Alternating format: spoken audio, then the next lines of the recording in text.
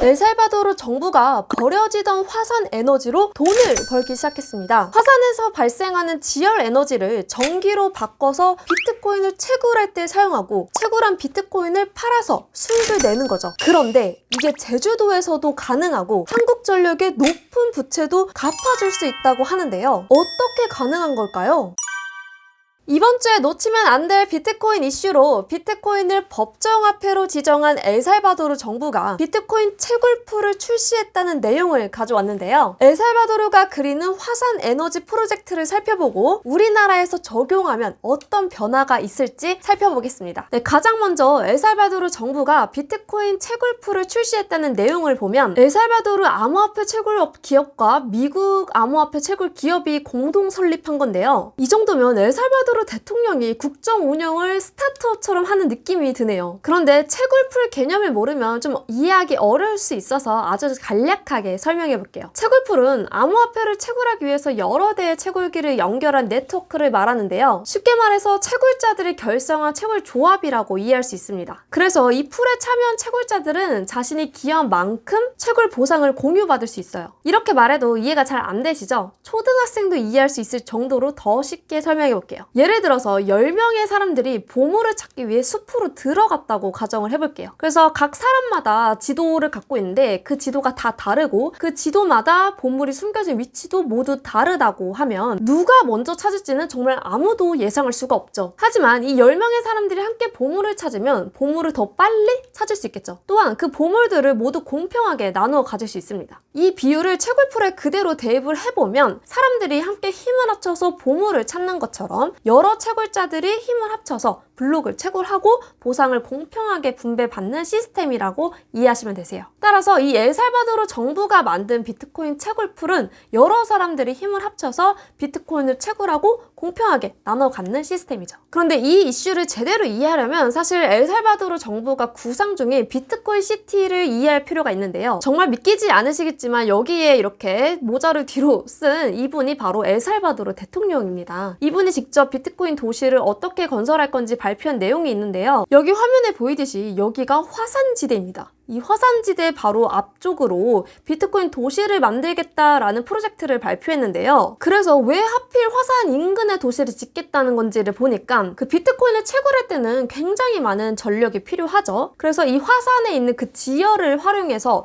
그 대량의 전력을 도시 운영 에너지로도 공급하고 그 지열 에너지로 비트코인을 생산하는 채굴 사업 도시를 구축하겠다는 목표를 갖고 있습니다. 이게 가능한 이유는 엘살바도르는 화산이 한 개가 아니고요. 무려 170개나 있기 때문이죠. 그래서 이 지열 에너지를 통해서 채굴을 하면 그 수익의 23%는 정부가 가져가고 나머지는 에너지 인프라 등에 재투자를 해서 국가 에너지 시스템을 강화하는 데 또 사용할 계획이라고 합니다. 이렇듯 지금 엘살바도르 대통령이 단순히 채굴 수익을 내기 위해서 비트코인 채굴풀을 만들고 있는 게 아니라는 거 보이시나요? 좀 더 큰 그림을 그리고 있는 거죠. 그러면 왜 하필 지열 에너지냐 이게 궁금하실 텐데 일단 지열 에너지 개념을 보면 이름 그대로 그 땅 속에 있는 열 에너지를 말합니다. 특히 그 화산 지역에는 뜨거운 마그마가 지하에 있죠. 그래서 그걸로 지열을 할 수 있는 에너지가 생기는 거죠. 특히 화산 지역에는 지하에 뜨거운 마그마가 있어서 그거로 이제 지열 열원을 가지고 있습니다. 특히 화산 지역은 그 화산 활동으로 인해서 그 지하 온도가 상승하고 그거로 지열 에너지를 만들 수 있는 거죠. 게다가 지열 에너지의 장점이 크게 두 가지가 있는데요. 일단 첫 번째로 가장 큰 장점이죠. 풍력이나 태양광 발전은 계절이나 날씨의 영향을 굉장히 많이 받죠. 바람이 안 불면 풍력을 만들 수 없고요. 햇빛이 안 나오면 태양광 발전을 돌릴 수 없습니다. 하지만 지열 에너지는 이 화산 활동이 지속되는 한 24시간 연속 가동할 수 있다는 장점이 있죠. 게다가 두 번째로 정말 친환경적인 에너지예요. 어떠한 화석 연료를 태워서 만들어지는 것도 아니고요. 그렇기 때문에 이 온실가스를 배출하는 것도 없습니다. 이렇듯 어떠한 화석 연료도 필요하지 않고 어떠한 폐기물도 만들지 않기 때문에 친환경적인 에너지예요. 그래서 저는 이 이슈를 보고 제주도가 생각이 나더라고요. 만약에 제주도에 비트코인 채굴풀이 생기면 어떤 일이 일어날까요? 일단 제가 제주도가 생각이 난 이유는 바로 전기가 너무나도 남아 도는 문제가 있기 때문이에요. 지금 제주도는 2030년까지 제주도 내 전력 생산을 100% 재생에너지로 전환하겠다라는 계획을 갖고 있어요. 그래서 신재생에너지를 엄청나게 짓고 있는데, 그런데 이게 지금 문제가 된 겁니다. 바로 이 전기가 너무 많이 생산되면서 오히려 그거 생산을 멈춰야 되는 출력 제어의 횟수가 굉장히 늘어나고 있어요. 그래서 이 출력 제어라는 개념을 조금 더 설명을 드려보자면, 우리가 억울한 비트코인 1탄 영상에서 잠깐 다뤘었는데 아마 기억이 나실 수도 있어요. 일단 전기는 딱 필요한 만큼만 생산을 하면 갑자기 전력 수요가 막 폭발했을 때 대응할 수가 없죠. 그러면 대규모 정전 상태가 일어날 수 있습니다. 그래서 제가 이때도 말씀드렸듯이 실제로 필요한 양은 이 주황색 정도 양밖에 되지 않지만, 비상사태를 대비해서 항상 이렇게 초록색과 파란색 정도의 초과해서 만드는 전력의 양이 있습니다. 그래서 얘네는 쓰여지지 않으면 그냥 계속 버려지는 전기예요. 하지만 그렇다고 해서 안 만들 수도 없는 거죠. 그런데 문제는 이게 너무 많이 만들어지면 이 과부하가 걸려서 오히려 또 대규모 정전 사태가 일어날 수 있다고 해요. 그래서 이거를 막기 위해서 발전소를 잠시 멈추는 게 출력 제어입니다. 그런데 여기까지 듣고 좀 이런 오해를 하실 수도 있어요. 전기 많이 생산하면 그냥 좋은 거 아니야? 출력 제어를 할 필요가 있나? 그냥 뭐 다른 더 필요한 지역에 나눠주면 되는 거 아니야? 라고 오해하실 수 있는데, 여러분 전기를 카톡으로 보내나요? 아니죠. 전기를 어딘가에 저장을 해서 그 송전 설비를 통해서 보내야 되는데, 에너지 저장 장치 ESS라고 해서 그거랑 그 송전 설비를 또 구비하는 게, 이게 또 비용이 어마어마하게 들어갑니다. 그래서 그냥 울며 겨자 먹기로 그냥 출력 제어를 하고 있는 거예요. 그래서 이 출력 제어를 얼마나 하냐를 봤더니 지금 2015년부터 계속 늘어나는 거 보이시나요? 그래서 지난해에는 무려 104회 정도 풍력이 제어됐어요. 그리고 풍력 제어량을 보면 지난 2021년에 비해서 2배 정도 증가했는데, 이게 지금 어느 정도냐면 그 현대 전기자동차 아이오닉 5 있죠? 그거 32만 대를 완충할 수 있는 양이라고 합니다. 얼마나 심각한지 아시겠죠? 그런데 이 문제를 바로 비트코인 채굴로 해결할 수 있다는 거죠. 어떻게 해결하냐면, 이렇게 항상 남는 전기가 있다고 했죠. 그래서 이 전기를 평소에는 채굴자들이 채굴할 때 사용하는 전력으로 쓰는 거예요. 그러다가 뭐 폭염이나 한파로 갑자기 전기 수요가 막 증가하면 그때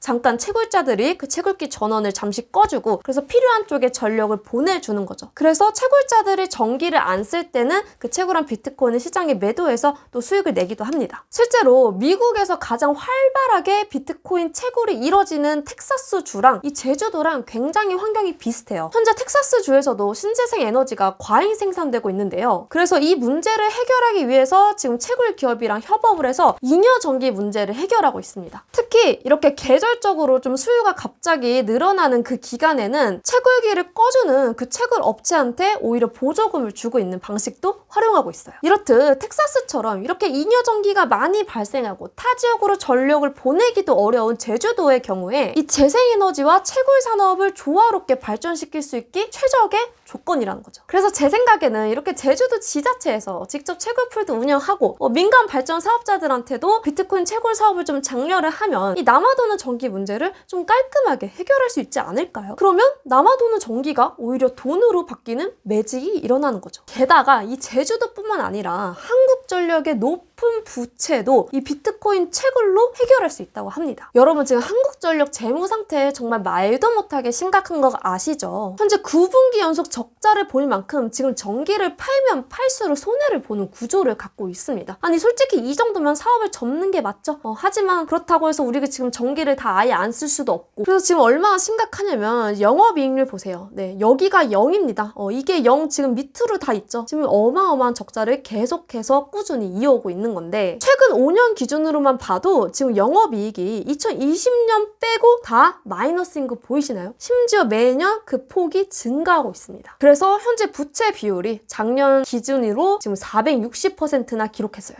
이 정도면 솔직히 거의 좀비 기업이죠. 공기업이 아니었으면 절대 살아남지 못할 기업의 재무제표를 보고 계신 겁니다. 그래서 이에 대한 해법으로 유진투자증권에서 이 한국전력이 자회사로 비트코인 발전 자회사를 만들면 된다라고 제시했는데요. 그러면 그 남아도는 전기로 비트코인 채굴하면서 빚도 갚고 있고 전기가 또 다른 곳에 너무 많이 필요해지면 그때 잠깐 채굴기를 꺼서 소비자들한테 더 안정적으로 전기를 공급해줄 수 있는 선순환이 일어날 수 있다는 거죠. 네, 여기까지 엘살바도르의 채굴풀 이슈를 살펴봤는데요. 단순히 비트코인을 채굴해서 돈을 버는 게 아니라 비트코인이 에너지 산업을 바꾸고 있다는 느낌 드시나요? 안정적으로 전기를 공급하려면 항상 초과 생산할 수밖에 없어서 전기는 버려지는 게 숙명이잖아요. 그런데 남는 전기로 비트코인을 채굴하면 발전소의 비용 절감과 수익 증가에도 도움이 되고 남아도는 재생에너지를 적극적으로 활용하면서